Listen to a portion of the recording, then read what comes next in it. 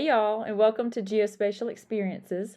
I'm your host, Melissa Mayo, and I'm an Esri engineer on the product team. This podcast focuses on the application of geographic information. Let's go on a journey together with some of my amazing coworkers, along with Esri customers, partners, and distributors who are doing really cool work in the field of GIS. I'm really excited about today's episode. We are joined by Jenny Fong with Esri Canada. She's a team lead with the Utility Technical Solutions group there, and I'm super excited to get to talk to her today. Jenny, welcome to the podcast. Hi. Hi, thanks Melissa for having me. Hey, you're so welcome. I can't tell you how much I'm excited about getting to chat with you today. I know this is going to be a really good conversation, so we're just going to jump in. Sounds good. So we start out all of these by telling the guest and to walk us through their geospatial journey. So that's where we're going to start with you. Tell us about your journey. How did you find your way into the GIS world? Yeah, so I kind of found my way into GIS. I guess I don't know. It sounds like it's by accident, I will say, which may or may not be the experiences of others. But I happen to be choosing courses for my last year of high school, and there was something called GIS that was geography related. And at that point, I was like, you know what? I like geography. I'm not sure what this GIS thing is, but maybe let's go and take a look at it. We'll try it out, see how I like it, and so on. Started the year off. They were teaching, I believe, ArcView 3.3. I think that was the version. So quite an old version. And that's what they started off with. But the teacher was, teaching us these GIS concepts. We would do these exercises from the Esri training courses. So it was quite interesting to see how these relationships were kind of correlating with the locations and decisions from them. So I was able to go through my that class. I ended up representing my district in something called the Skills Competition Canada, and it's kind of a Canadian-wide competition for high school students that's more focused on the trades and technical skills side of things. Mhm. So, with that, I was able to see that there was a lot more high schools out there that were learning about GIS, more than me in my last year of high school. So it was quite interesting. My teacher at that time was like, you know what, there are different universities that actually teach GIS, and there was a local one in Toronto that actually specialized in the GIS program. So I was like, okay, you know what, that might be interesting because my fallback was like, oh, maybe I like history. Mhm. But I like, what am I gonna do with a history degree? Not knocking it, but it was something Mhm. that, I don't think I was as passionate about. It was just something to kind of progress onto university. So I applied for the class. I was able to get into the program. And as part of my university degree, one part of it was completing a co-op program.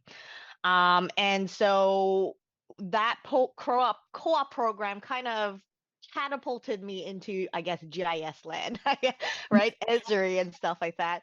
I was able to find a job at a fairly large electric utility in Ontario to do my co-op in GIS. And I was able to kind of learn about what they were doing in their organization that pertains to GIS and how it kind of expanded outside of just locating your poles and your transformers and the actual physical location. It was actually looking at like outage management side of things, looking at the where they need to do replacements sooner rather than later. And so as I was working there for my co-op program, I was actually introduced to some of the Esri Canada folks that were actually working there as well. They were doing an implementation at the local electric utility from the Esri Canada Utility Services team. And so one of the consultants was like, you know what, we're actually thinking of hiring a junior position in the team, and he asked if I would be interested. I Mhm. was like, yeah, I need a job after this. So I was able to kind of submit my resume, did some interviews, and I was able to, get my get my shoe into Esri Canada that way. And so 15 years later, I'm still in the utilities team, but I've kind of progressed into a slightly different position from professional services. So that's kind of how I started in GIS. So since you've been at Esri, how have you kind of moved through? I know you've had different roles, and the role you're in now is different than, of course, when you started. So walk us through that a little bit and just talk about, kind of the different areas you've worked at, hmm worked with in Esri, if I hmm can get my words together, and just sort of what those different roles have entailed for you. Yeah, so when I first started at Esri, I started as kind of a junior consultant in the professional services side of things, in the utilities team. From there, I kind of progressed on to, senior consultant role. This was kind of like a span of like 10 years. And, it was great. But then another position came up on the business development side, which was the technical solutions specialist. It's kind of a equivalent to like a Esri Inc.'s solution engineer at Esri Inc. And so that was kind of a new challenge for me, right? It was no longer doing implementations, but it was rather another exciting chapter which allowed me to work with the new and exciting new technology that was coming out, and being able to kind of show clients what it's all about, what the solutions are. And then from like a technical solution specialist, I became the lead of that group. And so I have a team that kind of works with me to do these technical presentations as well as trying to guide customers through the various solutions that we have for utilities. It sounds like you've had a lot of experience in, on all different sides of the table. I guess that's what I'm trying to say. Mhm. Yes, Mhm. definitely. And it's definitely interesting to see different parts of it, right? So, as you're a professional services kind of consulting side of things, you see the immediate need from the customers, for the implementation, for the solutions. When you're more on the business development side, I find that it's more of the not necessarily only the current needs that are occurring, but also those future needs that are coming down the line, 5 or 10 years later as well. So, and your role as a team lead in the utilities group, what does that mean? What is your Mhm. job entail now for people? Just for those who aren't familiar with the Esri, terminology and job roles. Yeah, so my role right now is to, talk with a lot of customers and lead the discussions on the different types of Esri solutions there are out there. We all know here that there are quite a lot of different solutions that can be mixed and matched to whatever kind of business requirement that customers have. And so my job is to kind of understand, on the utility side specifically, what the customer is looking for, and then try to come up with a solution that would best fit what their needs are and kind of present that to them. A lot of the times we do provide kind of guidance and also recommendations, I would say, in terms of the types of solutions that they could use, how they can go about implementing it, whether or not they would need services or Esri Canada to assist with that, or if that's something that they could handle on their own. And so all these kind of these different types of conversations happen during these meetings. But I also, help with the marketing campaign side of things at Esri Canada to try to facilitate the types of messaging that needs to go out to customers to guide them through that path, right? And then also assisting the account managers with the different types of technology and the technical side of sales and talking with clients. Can you talk a little bit about what it's like working for an Esri distributor? We chatted with Xander Baker last season out of Esri Columbia. And I just wanted to chat with you a little bit about it too. Tell us more about how it works. He kind of walked us through that in that episode. But just in case people missed that one and didn't hear it and are just picking it up, let's explain to them what it's like for someone to work in an Esri distributor and kind of what that means. Yeah. So for me, I mean, for all intents and purposes, Esri Canada is essentially Esri here in Canada. So Mhm. when customers are looking for services, software or licenses, they would come to Esri Canada for that kind of purchase itself. Um, I like to kind of, even though Esri Canada is a separate entity to Esri Inc., Mhm. I like to represent ourselves as kind of like a one Esri, right, in front of the Mhm. customer. Most of the time, Esri, you hear the name Esri or Esri Canada, customers don't really understand that they're separate kind of companies. Mhm. And so to kind of get rid of that kind of that fuzziness, we just kind of represent ourselves as Esri as a whole. And so we kind of act that way, but we do make it clear that we do not do like the core software development. That's something that Esri in Redlands, California kind of does, right? Yeah, that's kind of my little take on it. I don't know if that's the same as Xander's, but Yeah, yeah, yeah, pretty much. And I love the fact that it's, we work with you guys as well. I mean, we're talking and coordinating and Esri Inc. with the different distributors. So it is kind of like a big extended family, as far as that's concerned. And we're trying to stay all on the same page and tied in and plugged in. So, you guys reach out to us if you need something and if you have questions and vice versa. So I feel like that's a really good way to, present it to people because I mean it isn't important to go into the detail about, oh well, Esri Inc. separate and Mhm. Canada and it's a bit, that's not important. What's important is getting them their solutions and their products and what they need, right? Exactly, exactly. And for the most part, when we talk to clients and we kind of explain to them, yeah, we don't really control the development of the software, but we definitely are able to kind of raise concerns that customers have. And a lot of times we have done that and progressed forward to, implementing certain solutions into the core, just Mhm. because of that relationship that we have with Esri Inc. as well. Mhm. I think that's awesome. I think it's great to get that input and feedback because there may be something you're seeing or your clients are seeing, that they're doing that we aren't noticing or that we don't have visibility on. So it's great to have those open lines of communication for sure. Yeah, yeah. I mean, I talked to quite a few of the Esri Inc. folks. I would say relatively often enough. Certain issues that come up do sound like they're very unique to Canada.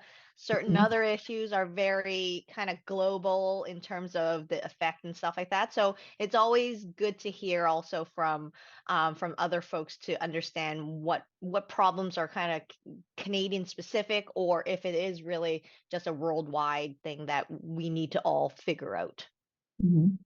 What are some of the unique things about working, for Esri Canada that you enjoy? And what are some of those kind of specific things that pop up that sometimes are kind of Esri specific issues? If you can, not Esri, Canada specific issues. If you can speak on that a little bit, I would just be curious to know. That's a good question. So, I mean, a lot of the times, some customers are a little more, I would say, eager than others to kind of get new functionality into software. Or it might be, when the next release is. So things like that are items that we do need to usually connect with our Esri Inc. counterparts to kind of find that information out so that we can convey to the customer. Um, it's tough to say. There are certain like quirks that I guess Esri, like I would say Canadian customers have a challenge with.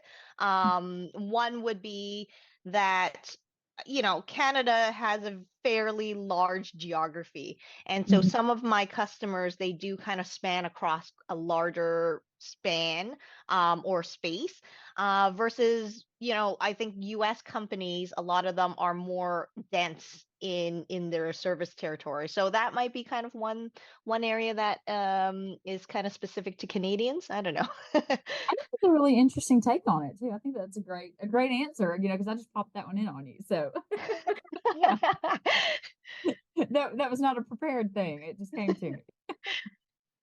So, what about the unique pieces? I know there's got to be unique aspects of working at Esri Canada, and so what are some of those that you really enjoy? So I will say this, like, I don't think I would be at a company for 15 plus years if it wasn't for the team that I work with here in Canada, as well as the folks at Esri Inc. as well. The folks that we deal with and the different teams are very, very enthusiastic and great folks to work with. So that's one of the the great things I would say that Esri Canada has, and the ability to kind of work with the different groups that we have across, Esri Canada as well as Esri Inc.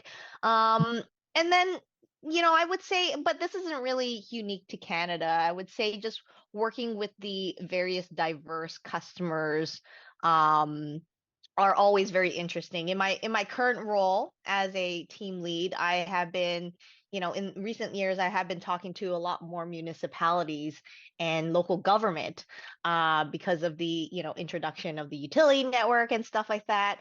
And so my previous work with kind of the professional services side has been more with the kind of traditional utilities that you would think about for electric and gas. And so it's been very interesting to kind of deal with a slightly different type of organization, um, that's trying to implement our software, or could possibly even be a very long time user of our software, just not really on the network management side of things as well. So it sounds like you kind of enjoy getting that exposure with those customers and being able to help them work through problems and challenges and get them on the other side to a positive solution. Yeah, it's definitely gratifying to see something come to fruition. I mean, I think ultimately our goal is to make sure that our customers are successful in using our software and using it to kind of the optimal ability that it can actually provide to them.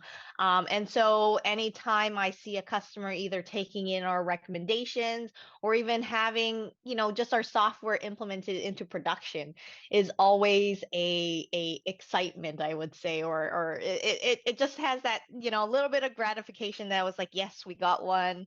And they're using our software, and they're being more efficient in their workflows of whatever problem that they were having before.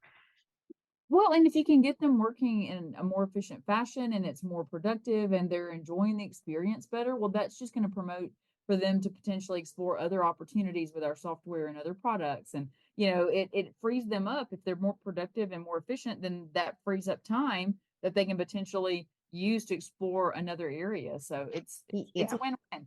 Exactly, exactly. And in recent years, I would say that a lot of we do have a lot of mature Esri clients, who have used the GIS in that traditional sense of kind of the asset management, where things are located.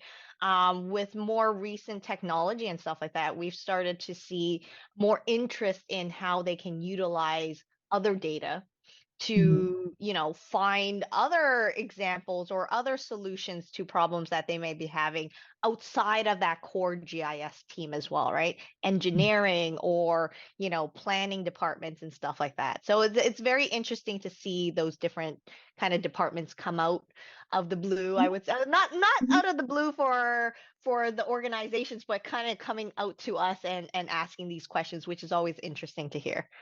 Yeah, for sure. Especially if they're seeing how one group or organization within their bigger structures being successful at it and they go, hey, we want that. How do we make that happen? So it's Exactly. We do have a lot of customers that kind of have that moment where they see, it could be like as simple as a dashboard that Mhm. just happens to show all the sensors that are across their service territory and showing where there, are flood areas or potential flood risk in areas. And just being able to show that just gives also ideas to not only inside of the organization, but also to other organizations that are having the same exact issues. So speaking of the technology, you've been really technical in your role in the past and now. What are some of your favorite bits of the technology that you enjoy exploring? And it doesn't have to just be the utility network; it can be other stuff. So definitely like utility network has a lot of new functionality, which is very cool to explore. But I Mhm. would say if I had to like if I let's say I had to pick like one software or one solution in the Esri kind of realm, I would say the most favorite one that I like to play around with is Survey 123. Okay. And specifically utilizing like Survey 123 Connect.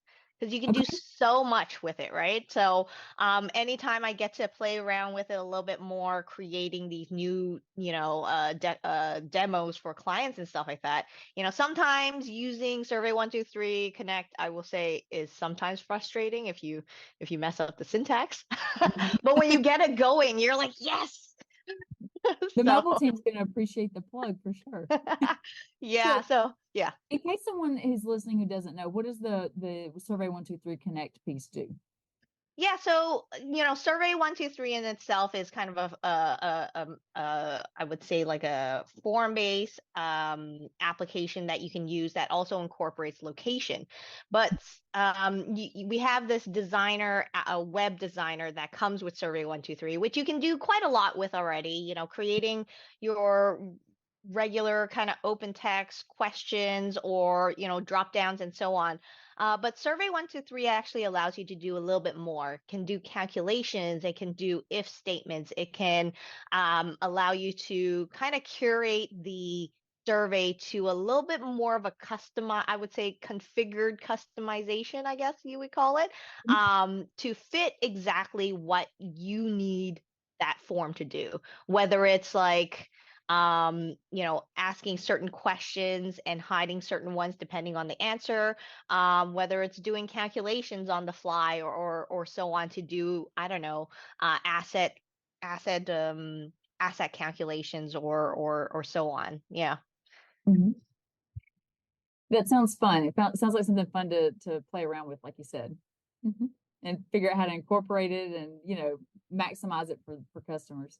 Yeah, for sure. And the thing is that even though I say it's a little frustrating every so often, but for me it's a little frustrating because I think it's I don't use it as often, I would say. Yeah. Hmm. I would love to use it a little bit more often and become more of an avid user of it and become more advanced in it, but it can do so many things, which is I learn new things about Survey 123 and even our software every day. And so it's always cool to see the new developments that the mobile team come up with for the survey side of things. I need to experiment and dig in a little bit more myself. So yeah, that's you're giving me ideas of things I need to be checking into. So you're primarily involved with the utility sector, is that correct? And do you support other types of customers as well? Yeah, so my primary goal as part of the utilities team is to work with a lot of the utilities.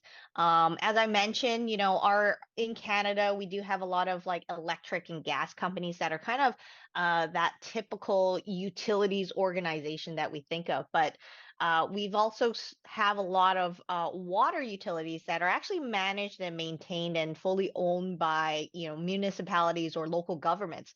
So in the past couple of years, we've started to talk with many of them, just because of the deprecation of ArcMap and going to the utility network. We've had lots of conversations with these folks as well. So there's kind of that aspect of it, which is still utilities.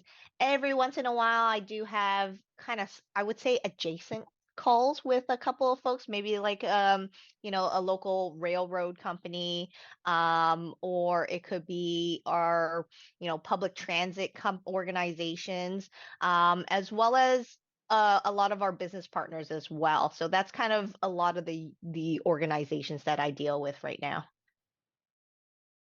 That sounds interesting. You're kind of, you have a little bit here and a little bit there. I don't want to say you're all over the place and make it sound like you're not organized.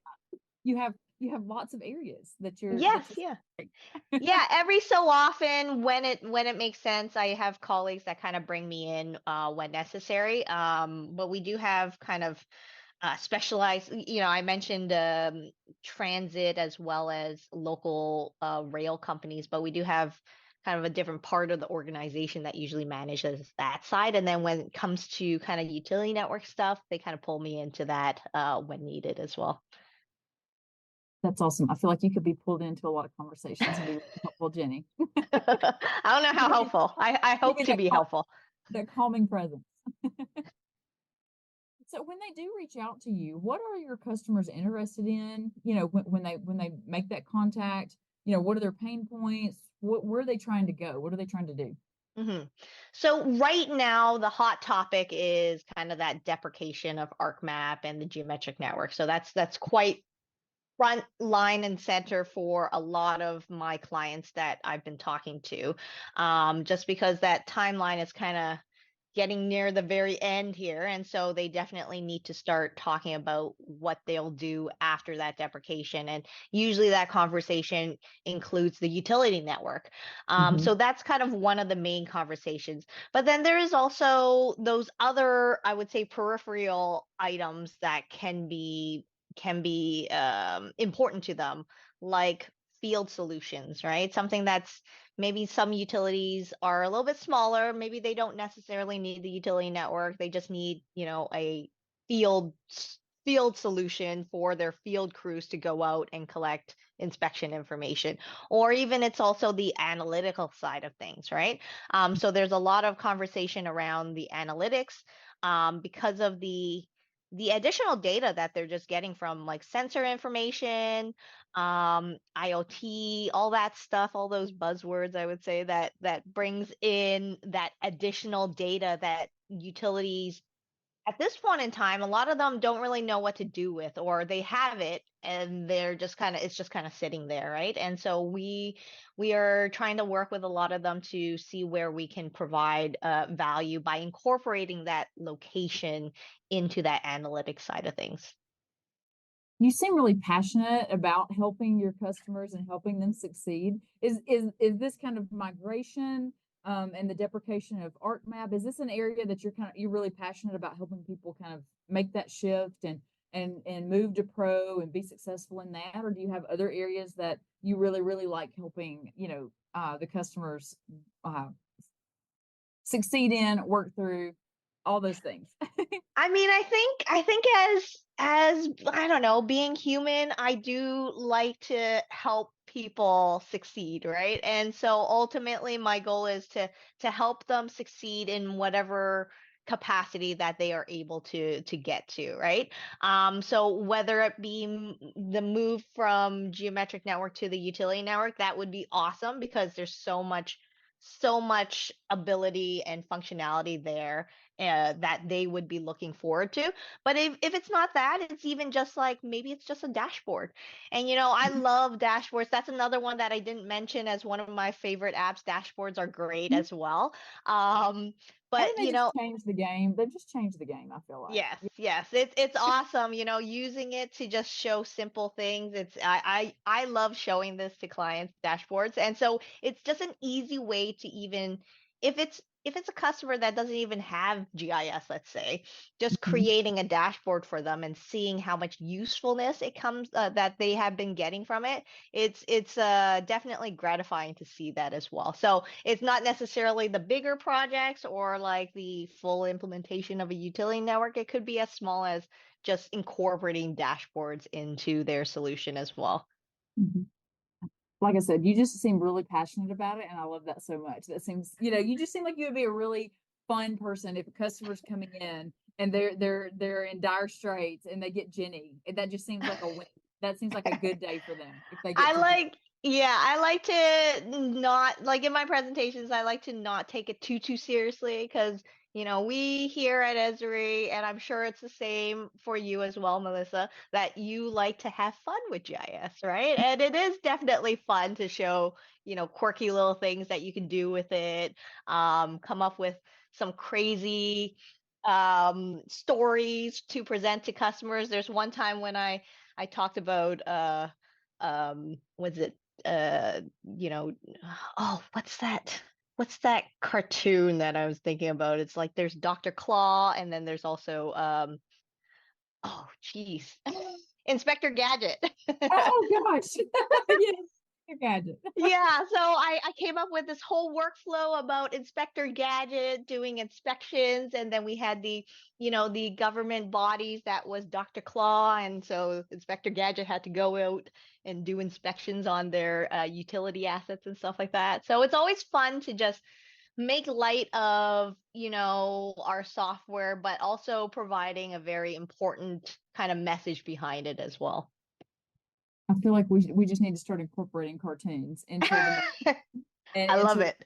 explanation and we will be fine. Like I everyone will love it. start, it'll start clicking for everybody if we can get the cartoons coming in. Exactly, exactly. I completely agree. We like to, I think it's always definitely GIS can be a very serious topic, but I find if you lighten up the mood a little bit, people will connect to the information and the messaging a little bit more.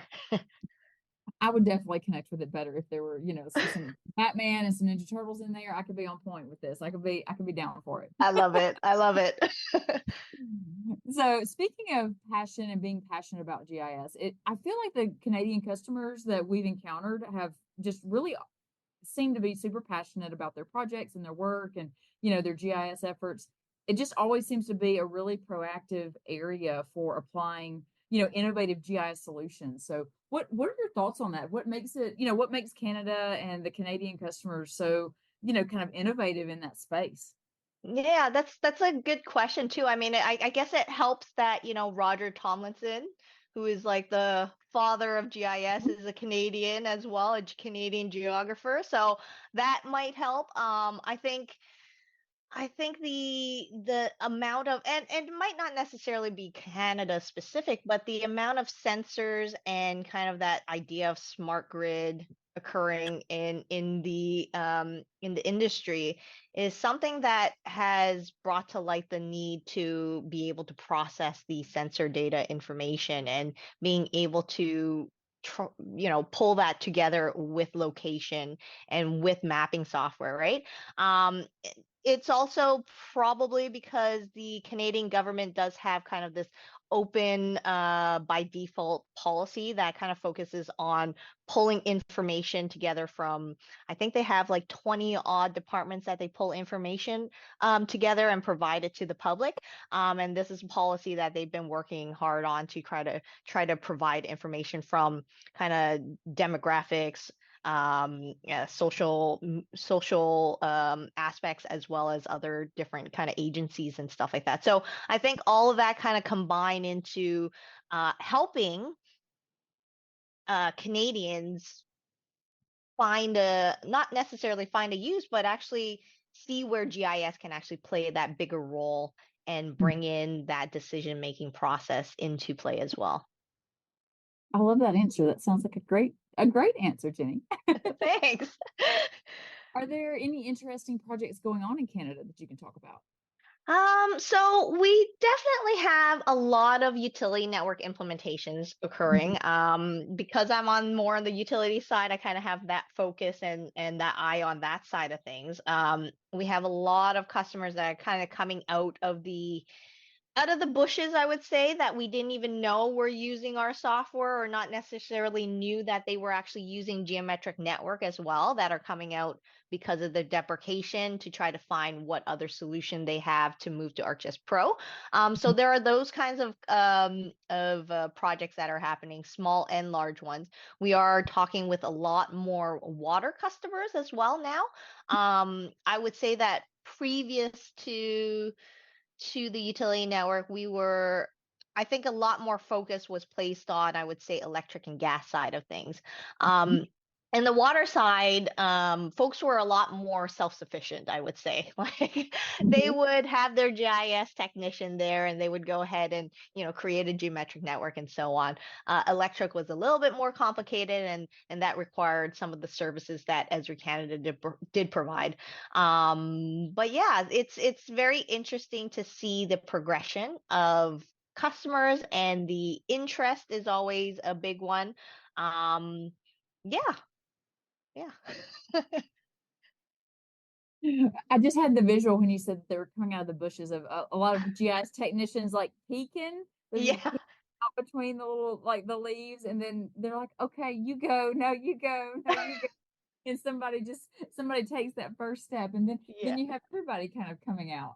Yeah, it kind of sometimes it kind of feels like that because it's one of those things where we do have, like I mentioned, a lot of customers who we didn't even know was using the geometric network. Mhm. And so we knew that they were customers, but we didn't really know what they were doing. So learning about what they're doing right now in their business is always interesting for me to hear. Mhm.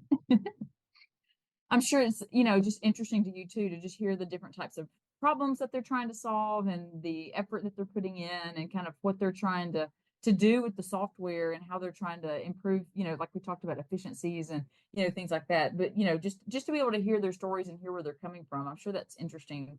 And a part of your job that, I would enjoy if it were me. I assume you would enjoy it too.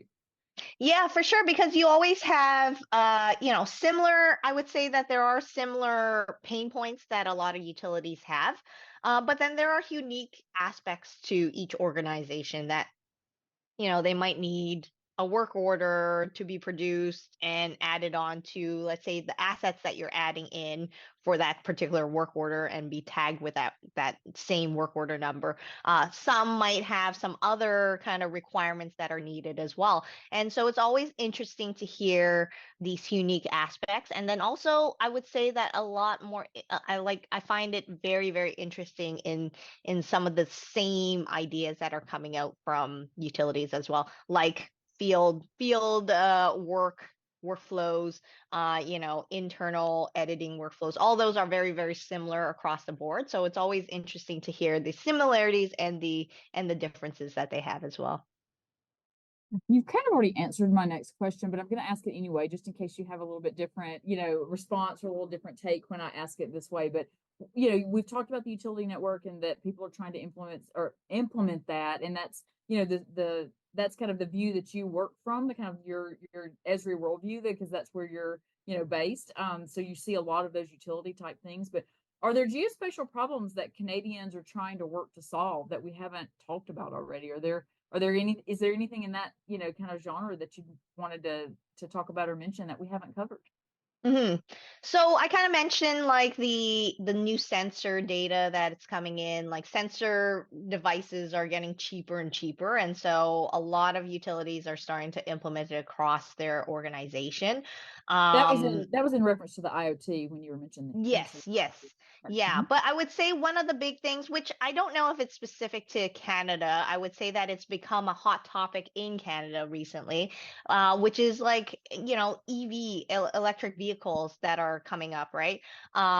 Where these charging stations will be placed, whether or not the electric distribution companies will have enough electricity to feed to these new charging stations. And also, one of the big ones, which is kind of a unknown at this point in time, is those residential charging stations that are being installed in their people's garages, right?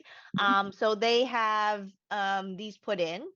They're put onto the same system that the electric distribution is on.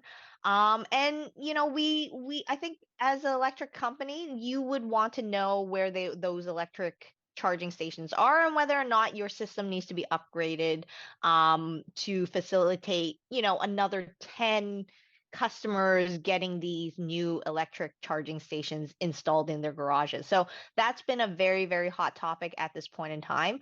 But yeah, it's there's a lot of similarities between, I would say, here in Canada as well as the US. I think maybe the US had a little bit of an earlier start in the electric vehicle side of things, but in Canada, it's been a super hot topic at this point. I'm so glad I asked it. You had such a great answer, Like, I'm, Thanks. I'm glad I pressed onward because I thought about skipping it because I said, I feel like she's talked about this and she's going to say, Melissa, why are you repeating yourself? But I'm glad I asked it. See, sometimes you just have to go with your gut here on this podcast. So I do want to switch gears a little bit with you and talk leadership for a bit, if that's okay. Yeah, for Um, sure. what does being a leader mean to you? What does that entail for you? Yeah, so in my role, I've been in it, I would say a fairly shorter time frame, maybe like a year and a bit. Mm-hmm. Um, in terms of what I think would be characteristics of a good leader is, being able to have that effective communication, um, have that vision of not just kind of laser focus, making sure that you kind of see the bigger picture.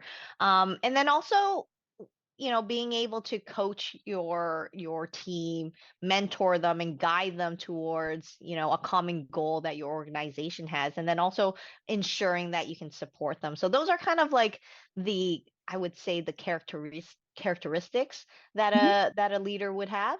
Mhm. I strive to get some of those. I don't know if I have have those yet. We're all a work in progress, Jenny. We're all a work in Yes. progress. Yes. So what about the transition into that kind of leadership type role? What has that been like? I've asked Mhm. several guests about that to kind of talk about their transition from, being a hands-on technical person and moving into more of a leadership type role. So talk about your transition and kind of how that's been for you. Yeah, so I mean, in my previous role, I did not, manage a team or manage resources, right? So that's definitely a change for me. I'm very team oriented, like as the working in the professional services side of things, as well as this business development team. We definitely are working as as a team to that common goal. So Mhm. that hasn't changed. And I've always worked well with, coaching and mentoring folks that are kind of newer and more junior to the team as well. So I would say that those aspects were easier for me to kind of progress into as I moved into this leadership role. Where it was a little more difficult is kind of, I would say, making sure that I can coach my resources and my team well, and giving them the flexibility to do what they need to do to solve the issues, and not necessarily solve it to the way that I would solve it, but Mhm. solving it to the way that they think would be good for the client as well. So I think it's a maybe it's a control thing. I don't know.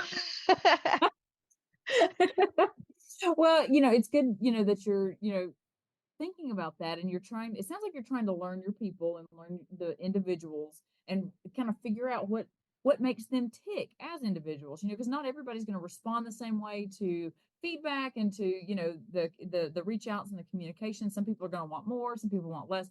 That's always the challenge for me is, figuring out those individuals and kind of what they're going Hmm. to respond well to, Yeah, and yeah. then like trying to not micromanage, like you guys go solve it. Let me know when you have problems. I'll be happy to help you through it, but I want to let y'all figure this out, And Exactly. Yeah. Yeah. That I mean that was that was how I kind of learned, right? When my leadership was just kind of like, here you go, go figure it out, Jenny, and then come back to me when you figured it out, right? So it's definitely harder for me because I know the technical side of things so much Mhm. and I'm so used to it. It's kind of like, no, just do this. So Yeah, you can see it. You can visualize how this should go, but you've got to let them learn it too, right? exactly, exactly. So are there any, we kind of talked about it a little bit just now, but are there any traits in particular that you consider important and valuable for a leader in, the geospatial field or, any other field? Is there anything, especially important for people to kind of have as leaders in this space that we work in? Or, Hmm. no, or they're just general traits that you want to talk about?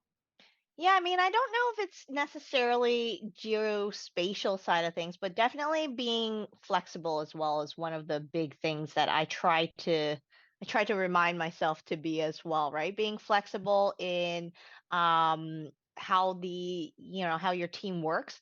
Again, that very good communication skills is key, I would say, to be able to explain things to your team in a manner that they will receive it as well. And then even just like communicating with customers as well. And then one of the bigger ones as well, I think, is um being remembering to encourage one another is one of Yeah. the big ones that I constantly remind myself to, like, remember to not only encourage yourself but encourage your team to in their job and what they're doing as well. Well, giving them positive feedback and not Yeah. just negative feedback, giving them that positive feedback that they've done a good job and that this looked great, or, that was a great response with that and, solution with that customer, just little things like that can go a long way. Exactly. Yeah. And so I think it's definitely that motivation and that enthusiasm and encouragement is definitely a big part of being a strong leader for your team. And so, like you said, we're all striving for this. I think we definitely do it. I think we just need to be cognizant of it. Mhm. Yeah. And it's a continual learning journey too, as a leader. I mean, I don't have any directs right now, and I still do like leadership studies and, read books and try to, continue because like you mentioned, you're mentoring people all the way along, whether you have an official, leadership role or not, or official title. And so keeping, doing the work on those skills is important. And we always have room for growth in that Hmm. space. Exactly, exactly. And sometimes it's like understanding also when to mentor and when to coach Mm-hmm. your team as well. And so I recently learned the difference between that too. So I was like, oh, okay, it looks like I've been mentoring and not coaching. So There's fine lines. exactly, exactly. So have you had any, experiences in particular or people who have influenced you along the way for building yourself up to be a good leader? Yeah, so I saw this question that you sent out to me, and I was thinking about this long and hard. I was like, who has influenced me throughout my kind of journey? And I think it kind of goes back to my first co-op job Mhm, and the manager that I had there at that local utility. He was there and able to kind of show me what a career in GIS could look like. Gave me kind of free reign to discover the problem, gave me the problem, but then also said, try to figure it out, mhm, and go from there. But then he also showed me all the fun parts of GIS. He was very passionate about it. He still is very passionate about GIS. And it kind of motivated me to move into GIS as an actual career. He's since moved on to kind of build up his own consulting company, but even then he has this enthusiasm to work with the technology and eager to learn more about the technology, which was kind of enlightening, I guess. mhm. And not all managers are just like angry, grumpy people. My boss is gonna hear that. Well, I'm sure they are not an angry, grumpy person.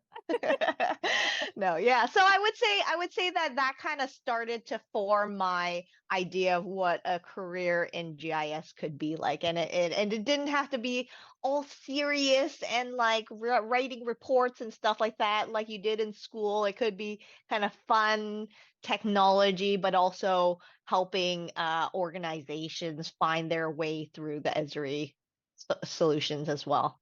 Mhm. I think that's a great answer. I love that. Thanks. So I'm going to go off script a little bit to here with you because I just thought of something earlier in our conversation. Let's talk about women in the GIS space a little bit. You've Hmm. been here, you've been in the field for, well, you've been working at Esri for 15 years, so you've been in the field longer than that. How have you Hmm. seen, the presence of women in the space change in that length of time? How do you see, um, the presence of women in various groups and in different roles? How do you see that influence changing through the course, or how have you seen it change through the course of your career? Yeah, it's changed quite a lot. So when I was in university in that GIS program, we had I think we had like six females in the class, Mhm. right? And by the time we finished, there was like I would say five, yeah, five or six that graduated from that class. And then when I started in Esri, especially I would say in the utilities industry, it's very male oriented. For sure. And so seeing females and others, leadership females that were in these utility companies in positions of power were very inspirational to see. And it was great to see. And I would say that it definitely has grown over the years. GIS has become a little bit more mainstream.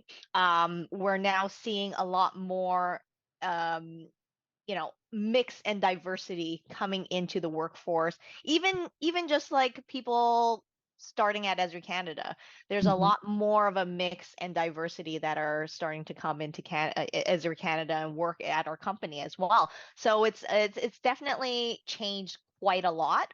And I think it's just because they're able to see, other women in GIS in these mhm, positions, and they kind of see something to kind of aspire to, and also that it's like, oh, I can do that. mhm. Yeah, absolutely. I think that's great. That's one thing that I've loved about coming to Esri is like you said, you mentioned the diversity and especially the diversity with the international talent.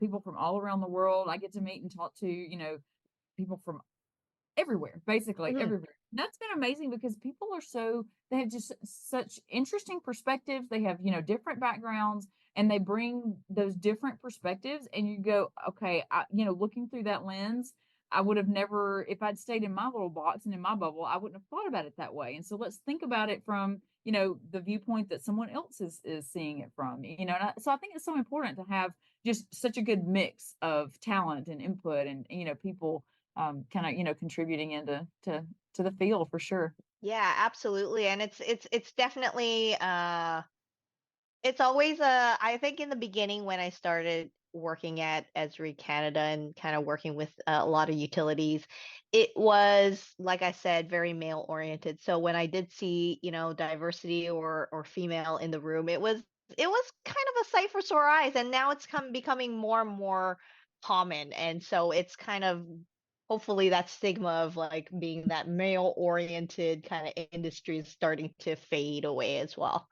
Yeah, hopefully so. I feel like there's been, some effort and I feel like, Esri has made an effort to put the right people in the right places and bring in the diversity with the talent and just all those things so that it is reflective more of the society and users and, just across the board and not have it be so directed in one genre. Yeah. And like you said, when I used to go to conferences, it felt like there was it was very male oriented and now you're just Yes. seeing more of a mix and it still feels like it's a heavily male oriented environment and just field, but it's not like it used to be and not to the extent. And I feel like we can get different people in the room and have conversations and it's we feel like we fit in, I guess is Yes, yes, one way yeah. of putting it. As women, You fit in and your voice is heard throughout. yes, Yes, yeah. and we're able to contribute. We're able to have, really interesting conversations and the other people in the room value those and they listen and, they take that into consideration. So it's just a really supportive environment, I guess is a good way of Yes. putting it. Yes, yeah. So I think it's a great progression. I think there's still more to be done, but it's a good start in the right direction. Absolutely. So speaking of conferences, in your role, you do attend conferences and you give presentations and all the things. And so what are your favorite conferences to attend and how do you Mhm. prepare for them? Well, I would say this, the best conferences or my most favorite conferences that I attend are the conferences where I don't have to do presentations. Less pressure that way, right? Less pressure, exactly. So we do have like a couple of different Canadian conferences that we do host, and I do presentations for that stuff. So it's a little more stressful, but I really enjoy going to the San Diego Esri Users Conference. I've only gone to it twice, but it's definitely worthwhile going at least once in your Mhm. career. And then the other one that really pertains to at least me and the utility side of things is the IMGIS conference, right? The infrastructure management side of things. So those are the two main ones that I do highly always recommend my clients go to. If it's a utility customer that says that they can only afford one, which I understand it's a very expensive hotels, flights, blah blah blah. So I do usually suggest to them to go to the IMGA conference just because it's more utilities focused, and those Mhm. ones are just exciting because you not only get to hear the various customer experience and those use cases from the customers themselves, but then you also have that aspect of also talking to the product team as well, right? Who are all there if there's any issues and whatnot. I do it a lot, and I'm sure those folks there know me too well, and they see me coming from a mile away. But I go up to them and chat about the various things that we have in Canada, issues and so on, just to get their take and kind of go from there. So definitely those ones are one of my favorite ones. Yeah, I would say those are the top two ones, especially since I don't have to present at them. I feel like we're remiss if you're there and you're not presenting at them, Jenny, because you're a really good speaker. You're a very good presenter. And so yeah, I feel like you need to be presenting if you're there. Oh my, those rooms, I've sat in those rooms. There's a lot more customers in those ones than my Canadian conferences. So that would definitely put the nerves on me, the pressure. Well, you would do amazing. You would be amazing no matter how many people are in the room. Thanks, thanks. So do you, do you have, if you, wow, the trains collided on that one. Let me start that one over, Jenny. No worries. Do you assist customers to prepare when they're attending and when they're presenting at a conference? Do you kind of help them kind of figure their life out and figure out what to do and all of that, kind of get them acclimated, I guess, and in the right mindset before they go to the big conferences? Because especially the UC in San Diego can be really overwhelming. Yeah, yeah. So the first time I went, I actually talked to a couple of folks that have gone before, and they kind of prepped me to, prepare yourself for the amount of sessions that there will be and kind of just go through them and pick and choose the ones that you really want to go to. And so that's kind of the same advice that I give my clients too, to pick and choose the ones that you really want to attend. Always have a fallback in case the room is completely full. That does happen. That That does happen. does happen quite often.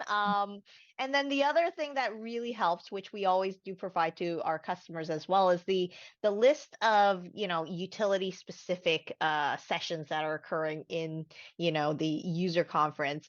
If it's electric, gas, or water, we do Esri Canada or Esri Inc. actually does provide like a list of those utility specific sessions that are going on, which are definitely useful for customers, especially if it's their first time. Mhm. And then it's really Give them about a try. exactly, exactly. And it's really about enjoying themselves, making sure that they do remember to kind of enjoy themselves while they're there. It's always okay to miss a couple sessions and spend time in the expo center, right? Because it can be definitely overwhelming. And a lot of walking, to be Yeah. honest. Wear comfortable shoes. Tip Yes. number. Yes, exactly. Wear comfortable shoes. Make sure to, stay hydrated. Yes. Hmm. Yeah, I mean, it's almost like a fitness workout. You've got to prepare like you're going for a hardcore fitness workout. You it need your is. you need Yeah. your shoes, you need your right footwear, you need your water, you need your electrolytes, you need your snacks. Yes, yes. I mean, last year I went to it and, it seemed like they expanded, Esri has expanded not only in the conference center, but they expanded out to some of the conference rooms in the hotels as well. So it's extra further. Mhm, So, yes. You definitely get your steps in, no problem. yes. So when your team is going, do you kind of give them the same advice? Do you prepare them the same way? Yeah, so I make sure that my team understands what they're gonna expect, right? Just so that they're not overwhelmed. And Mhm. it definitely helped me when I first was going to the user conference, because it definitely can be overwhelming with the amount of sessions and stuff like that. And I just remind them to have fun. And like I said, I do some of the same kind of things. I'll make sure to send them the list of the various kind of sessions that are utility specific oriented that will help them. Maybe there's a certain sessions that they may want to look at, but then also encourage them to definitely walk around, spend time and walk around the expo. That's I find is always the most useful part of the user conference, at least for me, and being able to talk to the product managers, the actual engineers making up the software, and folks that are actually controlling that roadmap for future releases and functionality. So that's a very, very useful part of attending these conferences in person. Yeah, I always tell people to show up with your list of questions that you want to Yes, ask the folks too. I mean, think about what you need. If you have problems you need solved, or if you have challenges you're trying to work through, they're there and on site, and you have face-to-face opportunities with them. So exactly. take your questions in hand. We have gotten when I was at the power company, we had numerous problems that we would take to one of the conferences and talk to the Esri folks, the Esri staff on site, and they would help us work through it, or we would be able to follow up because we would Hmm. able to touch base. And so it was always super beneficial from for us from that perspective for sure.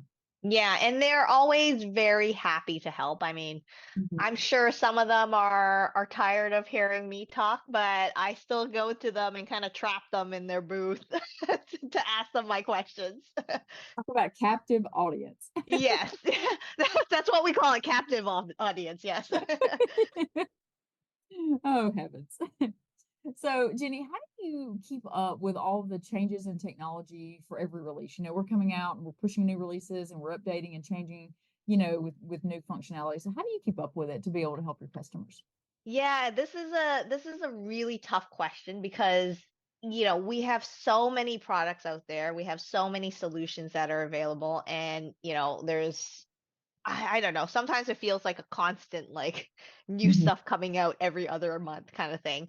And really, we do have a great team internally that kind of helps with talking about the new releases that are occurring. We also have specialists internally about for, let's say, the field maps or the mobile solutions, which we can also rely on as well. But a lot of the times, I would say it's the blog post that Esri Inc. comes out with. I like to use YouTube channels that Esri Inc. actually posts to. Those are always very good. And then also even like the digital registration to conferences, right?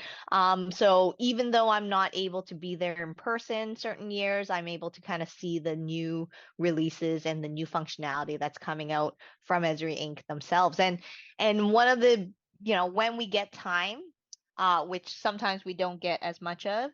I always like to just install the new software and start playing around with it. So I would say it's a challenge, and I don't expect anyone at Esri Canada or Esri Inc. to know every single product and every single release and every single new functionality that comes out. But the great thing is that we do have different people in our organizations that are specialized in that, which we can always reach out to and have that conversation. So not necessarily having to what did they say?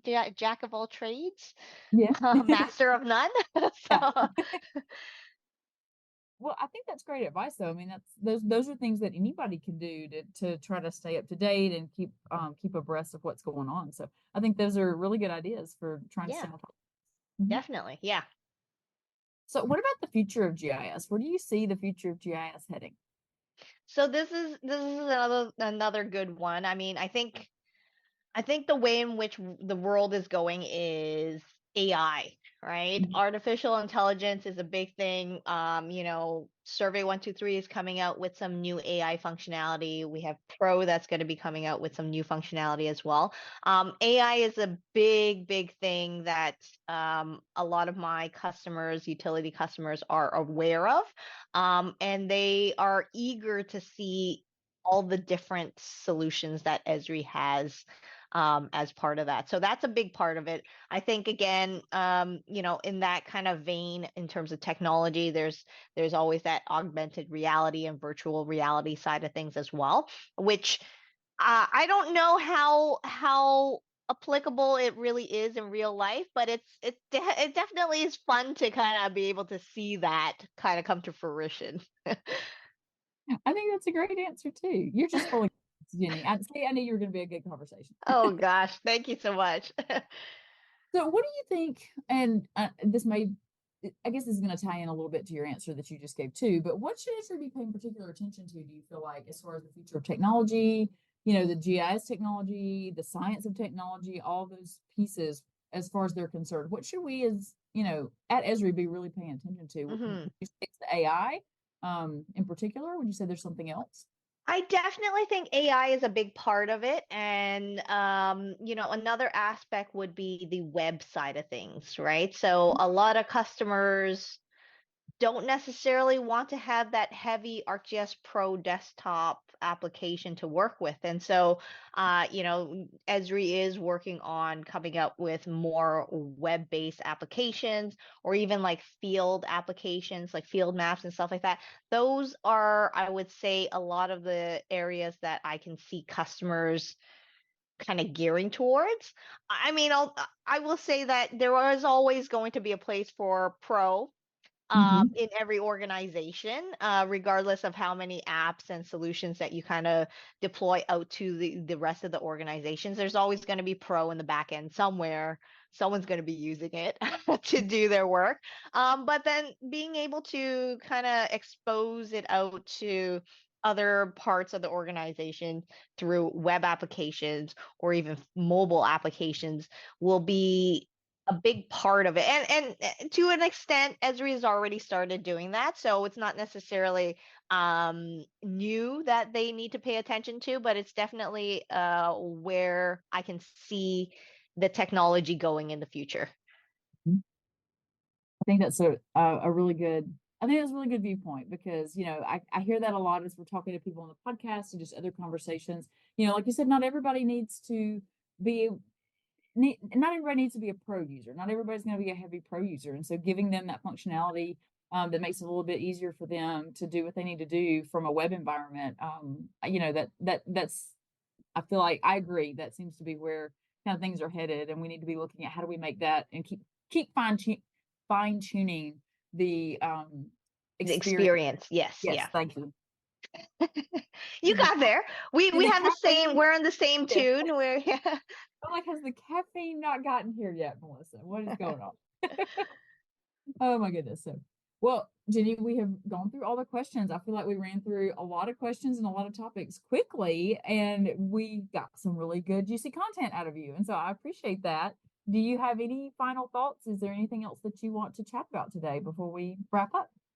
I mean, I would say for, I guess, maybe younger folks that are thinking of getting into GIS, I Mm-hmm. would say this is not just a dreary IT, career. It can be fun and it can be exciting as well to just see how your work can actually affect an organization. So check it out and see Mm-hmm. what it brings for you. It's worth considering for sure, right? Yes, yes, absolutely. Well, thank you so much, Jenny. I really appreciate you coming on and chatting with me today. I feel like this was a really great conversation. I think listeners are going to learn a lot from listening to you and hearing your thoughts. So I can't tell you thank you enough and how much I appreciate you for doing this. Well, thank you again for inviting me to do this. This is a little bit outside of my comfort zone, but I appreciate the opportunity to kind of have this experience. Mhm. No one would know it's outside of your comfort zone, Jenny. You did it like a pro. You walked through it with me just like a pro. You did Oh, amazing. thanks. Thanks. Jenny was so fun. She has so much energy, is really, really excited about GIS. She's really excited about helping her customers. And she had such an interesting journey too. I think she was really fun as far as walking through, the different roles that she's had at Esri, how she found GIS and how she got interested in it, and how excited she's maintained her excitement over her 15-year career at Esri. She's just she's so engaging. If you find her at a conference, absolutely talk to Jenny. She's super interesting. And I don't know, I liked the conversations. I liked being able to talk with her about leadership and kind of shifting into that team leader role from being only just really hands-on with the technology. She still is, but now she's adding that leadership piece to it and being able to converse about that, talking about women in GIS, talking about the conferences. It was just super fun. I think it was a really great conversation, and I really enjoyed it. So I hope the listeners out there will as well. That wraps up today's episode. Please feel free to reach out with your comments, or if you have an interesting topic that you would like to hear, please let us know. Thanks again for your time, and tune in for our next podcast.